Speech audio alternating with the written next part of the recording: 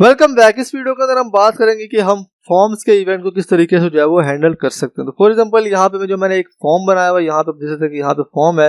तो यहाँ पे इसके अंदर मैं कुछ डेटा यहाँ पे जो है वो फिल करता हूँ, डमी डेटा, और उसके बाद यहाँ पे जो है मैं इसको सबमिट करता हूँ। तो मैं यहाँ पे लिख लेता हूँ कुछ भी, मैं यहाँ पे लिखूंगा gmail.com, और यहाँ पे जो मैसेज है मैंने वो भी यहाँ पे लिख लिया है।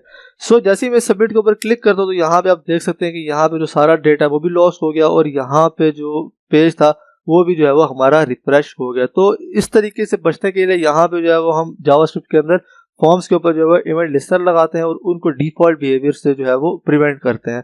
तो उसके लिए सबसे पहले यहाँ पे जो फॉर्म है उसको मैं यहाँ पे जो है वो सिलेक्ट कर लूँगा। फॉर्म के अंदर मैं यहाँ पे इसको सिलेक्ट कर लेता हूँ यूजिंग क्वेरी सिलेक्टर। तो उसके बाद यहाँ पे इसको मैं जो लगा लूँगा क्वेरी सिलेक्टर, और यहाँ पे जो फॉर्म है उसको मैं यहाँ पे जो है वो सिलेक्ट करूँगा। तो हमारा जो फॉर्म है वो यहाँ पे जो है वो सिलेक्ट हो गया।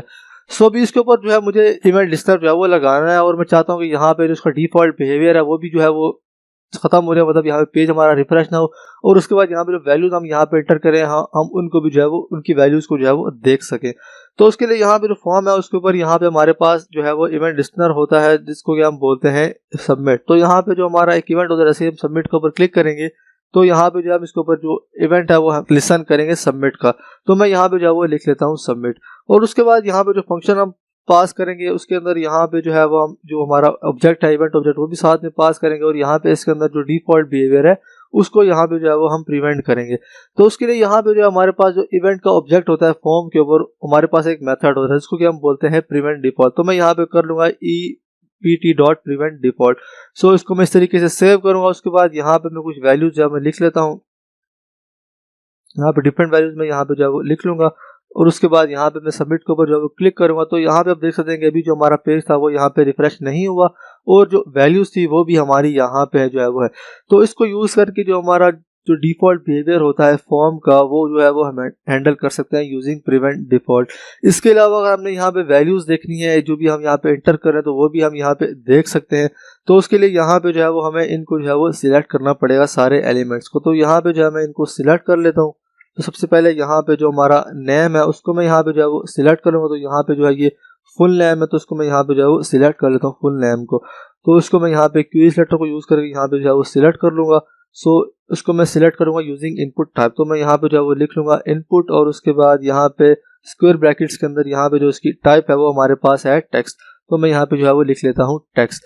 उसके बाद यहाँ पे जो अगला है वो हमारे पास है ईमेल। तो उसके लिए मैं यहाँ पे जो है वो उसको डुप्लीकेट कर लेता हूँ अपने आसानी के लिए, एंड देन यहाँ पे जो है मैं वेरिएबल बना लूँगा ईमेल के नाम से, और यहाँ पे जो टाइप है इसको मैं यहाँ पे जो है वो कर दूंगा ईमेल।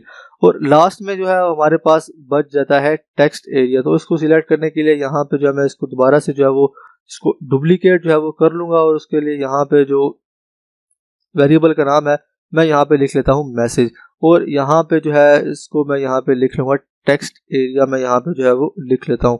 सो ये तीनों जो है वो अभी हमारे जो है वो सिलेक्ट हो गए। तो अभी हम इनकी जो वैल्यूज यहाँ पे एंटर कर रहे हैं वो भी जो है वो हम गेट कर सकते हैं। और फिर उनके ऊपर अगर हमने कोई ऑथेंटिकेशन लगानी है, अगर हमने चेक करने की वैल्यूज यूजर ने एंटर की हैं वो सही है, अगर हमने डेटाबेस में जो डेटा स्टोर करना है तो वो हम इस तरीके से जो है वो कर सकते हैं। तो उसके लिए ज़रूरी है कि हम यहाँ पे जो डिफॉल्ट बिहेवियर है उसको जो है वो हम कंट्रोल करें यूजिंग प्रिवेंट डिफॉल्ट।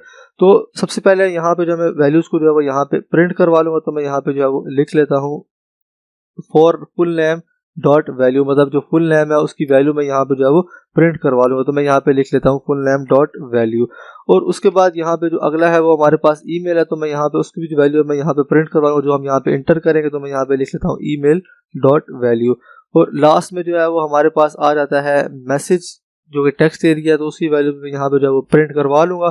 तो मैं यहाँ पे जो वो लिख लेता हूँ मैसेज, मैं यहाँ पे जो कर लूँगा, और उसके बाद यहाँ पे डॉट वैल्यू जो है मैं उसकी प्रिंट करवा लूँगा। सो अब मैं यहाँ पे वैल्यूज है मैं यहाँ पे एंटर करता हूँ, डिफरेंट वैल्यूज में यहाँ पे एंटर कर देता हूँ, डमी वैल्यूज यहाँ पे मैं एंटर कर लेता हूँ gmail.com यहाँ पे लिख लूँगा, और साथ में यहाँ पे कोई डमी मैसेज में यहाँ पे जो है वो एंटर कर दूंगा।